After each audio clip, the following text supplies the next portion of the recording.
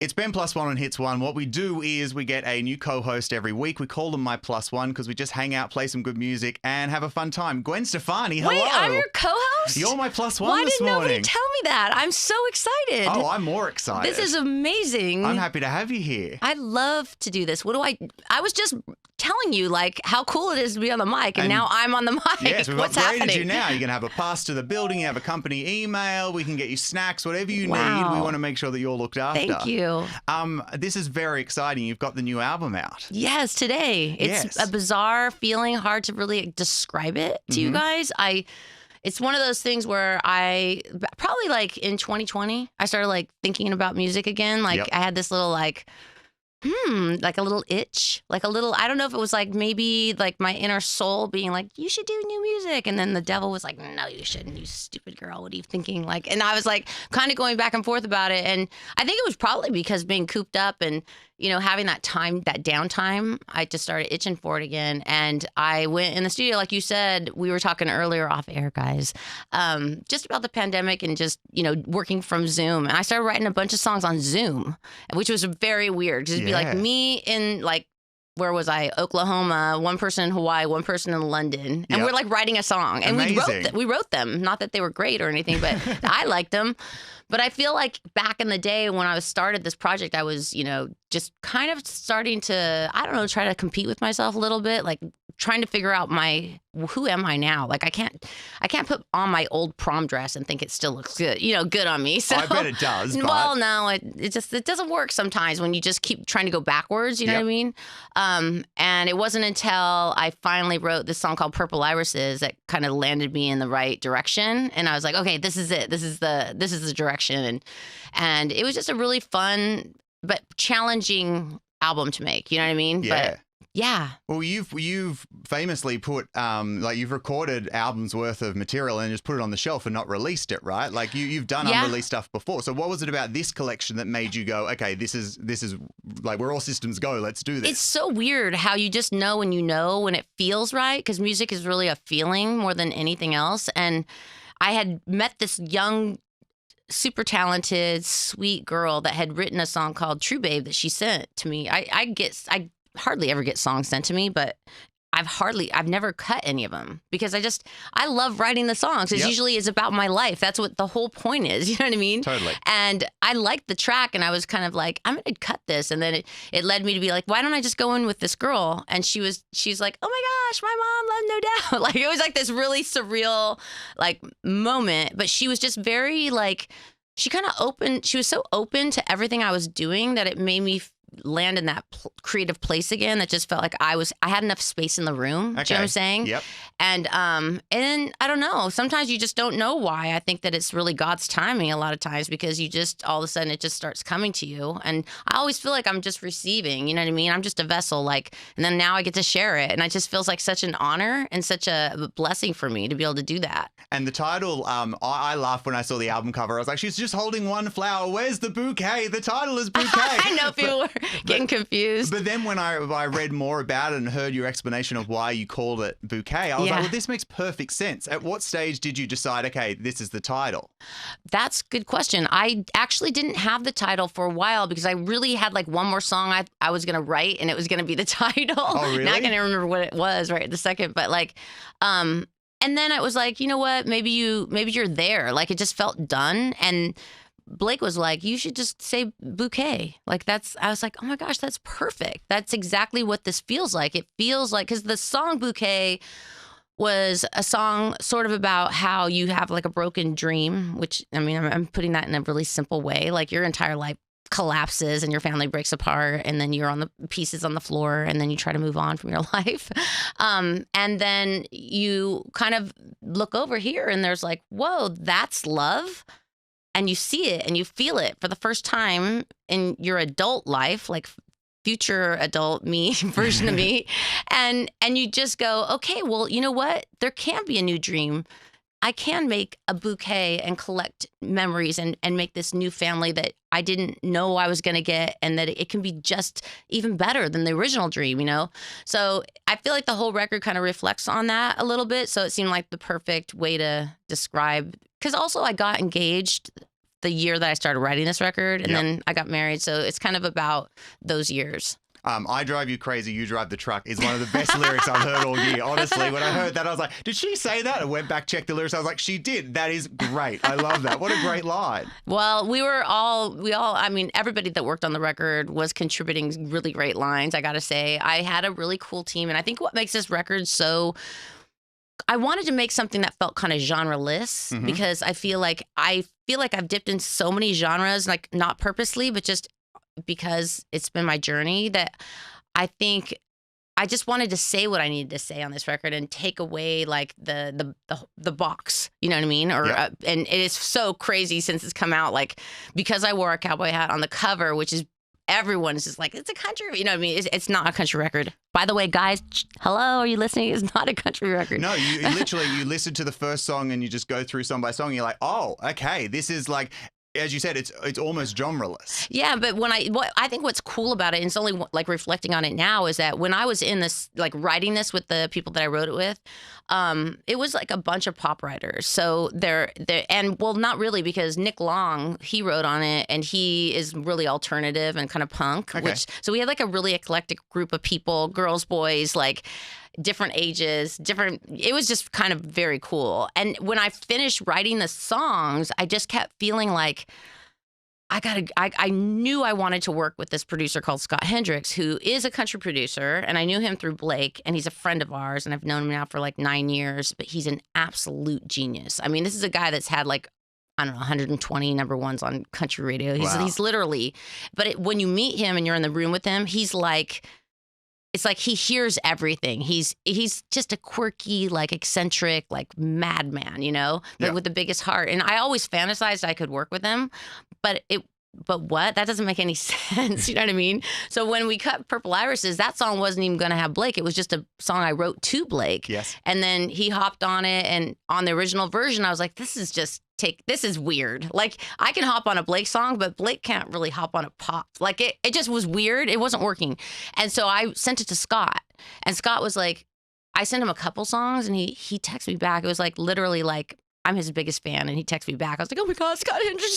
That's so funny. And he's like, I can't stop listening to these songs. And I couldn't believe it, because he hears like the greatest songs in the world, right? This guy is like, he's done everyone. And I couldn't believe he loved the song. So then I was like, oh, do you think you would do my record? That's awesome. And then he couldn't, because he was tied up in contracts. But then like 4 days after he retired, we went into the studio in Nashville and we cut the whole thing live. And I think what the record really needed, and that's the way No Doubt always cut. You know what I mean? That's the way we used to work. And I feel like I wanted to kind of go back to that just organic, like just live sound to make the record all come together and feel like what the words felt like, you know? Yeah. You mentioned Purple Irises and how Blake wasn't supposed to be on the song. And I also saw that he was dropping hints. He didn't fully ask to be on the song, but he was dropping hints. What were the hints like? Like, what was the straw that broke the camel's back? I wonder, like, one day I'm going to be like, were you dropping it? I feel like it was kind of like he kept saying, because obviously this project's been going on forever. Because there was no really reason to put anything out. I was just like making it, you know? Yep. When I would find time, I'd be like, oh, get me a session. And then I'd regret it. Okay. And I'd be like, oh no, I have to go to the studio. But he would just be like, he loved the song so much. And he just kept saying, as I'd write more, like, oh, don't put that one out. I'm like, what do you mean don't put that one on the record? But we do always talk about doing stuff together. Okay. And then he never wants to write or do anything. So I'm always like, let's do something. Let's write. But I don't know. Then finally I asked him. I was like, what? Do you I was just getting the vibe. You know what I mean? He was waiting to be asked. And then he was like, oh, I don't know. You know, like, so then it was really cool though, because I was like, oh my God, I'll rewrite the song. Like, I'll make you a verse, whatever.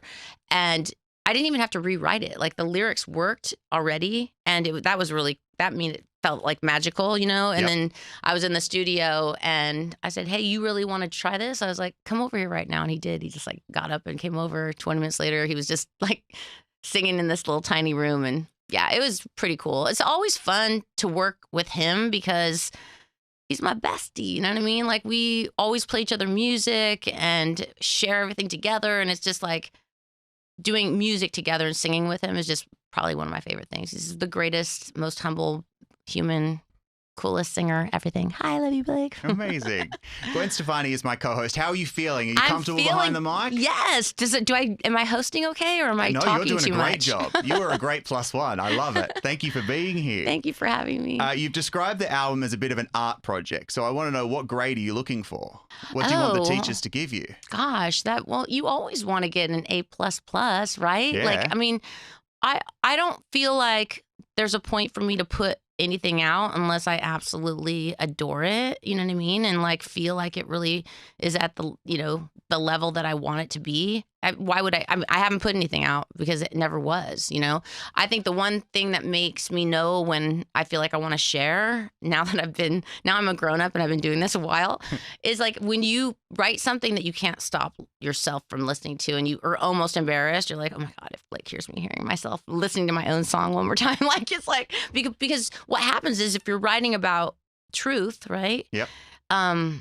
What's so cool about music is that it's not like writing a book or writing a paragraph. It's like these little like lines that lead up to this feeling. And sometimes after you write them, they kind of talk back to you and you like said more than you even thought. And like sometimes I'll go back to other songs from my other old records that give me like trigger PTSD that I don't listen to, like a Return to Saturn. And there was so much truth in there that I wasn't even listening to at the time. Like, you can hear now? It's like, when you are in sometimes when you're in a relationship that is so, you're just buried in it and you don't even know like that you're saying what you're saying until you go back and look at it. You're like, oh my God, I was all right there. Why didn't someone tell me, but I was saying it, but I wasn't listening. I don't know. It's a really weird thing. Songwriting is just so cool like that because it's so therapeutic, and healing. And the amazing thing is that you might hear something and then someone might be streaming the album and then they hear a different meaning because it relates to their situation. That's what's so fun about sharing. That's right. And it's also amazing, like right now, because online I can just be like, and look and see what people say, good and bad. And it's cool because when you have an intention for a song and someone actually like feels that's when it's like the most powerful, craziest thing ever. I can imagine. It's just a cool feeling because you're like, wow, we need each other. Like we are like human. We need people. We need to tell our stories. We need to confess. We need to like heal together, and help each other. So I think that music does that. When you get the mixes, you go into the car and you listen to your songs in the car. Which one of your songs sounds the best in the car? How did you know that? You read my mind? I did some research. Oh, cool. Yes, I did read your mind. Sorry, okay. I should have. I took that. That was a layup. Yes, I read your mind, Gwen. Yes. Which one of your songs sounds best in the car? Of this record? Oh, yeah. Oh, my gosh. Well, give me one off the record and then one of the older ones as well. I would say of an older song, probably like any Pharrell song is going to like bounce in a car. You know what I mean? This guy is like, he knows what he's doing. And I think on this album, they all sound amazing. And I'll tell you why. It's because Scott Hendrick is the kind of producer that just, they're not one. It's so crazy. Like we're in the studio, there's all these musicians and all of them are literally at the top of their game. Like if you wanted to be a guitar player, like you would like, they went to the ceiling. Like you can't go higher than they go. They're so talented.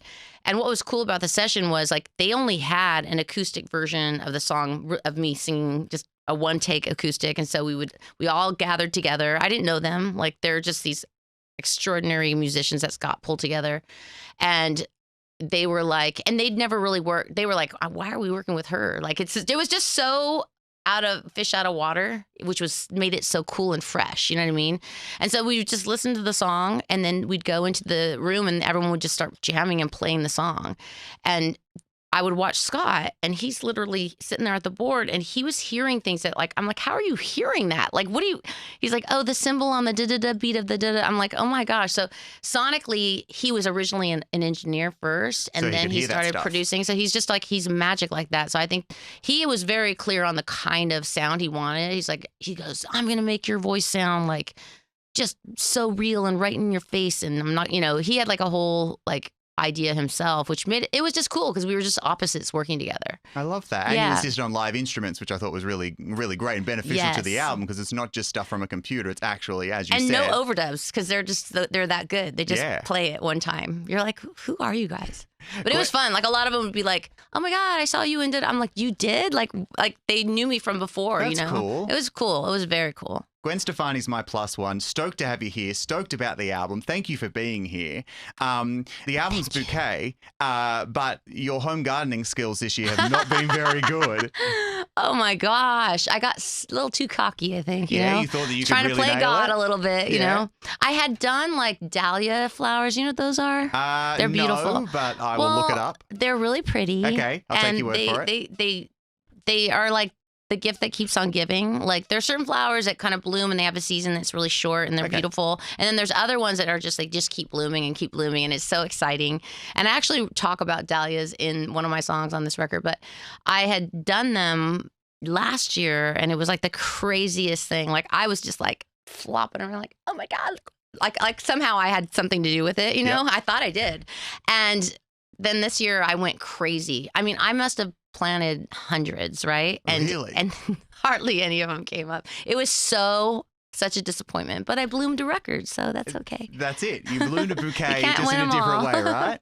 We're going to play somebody else's. So tell me what I need to know about it. Tell me what everybody else needs to know about it. Okay, hi everybody, it's me, Gwen.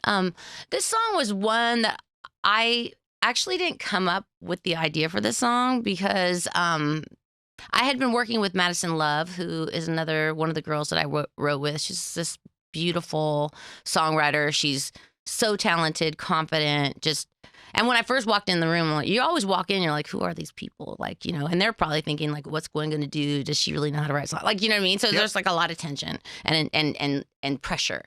And she just kept being like, well, it could be this, maybe it could be this, maybe it could be that. I was like, oh my gosh, like this girl, she does not stop talking. Like she has idea. I'm like, let me think. Like it's my life we're talking, you know. That's my original. And then slowly through the day, it was like, oh my God, she's so talented. And you start to trust each other, you know. And so after a bunch of sessions with her, a bunch of songs that we wrote together, she basically hits me up with a text with the song and start of a song, right? And I was like, I didn't want to open the file because it's like, you know, when you're like scared, like, oh my gosh, what if I don't like it? And I love her so much. And then I'm gonna have to say like, hurt her feelings. I don't think so. You know what I mean? Yeah. And so I started listening to it and it's totally about a subject that I was just like, I don't want to be negative. Like I'm in this another world now. Like I just need to like leave the past in the past kind of thing.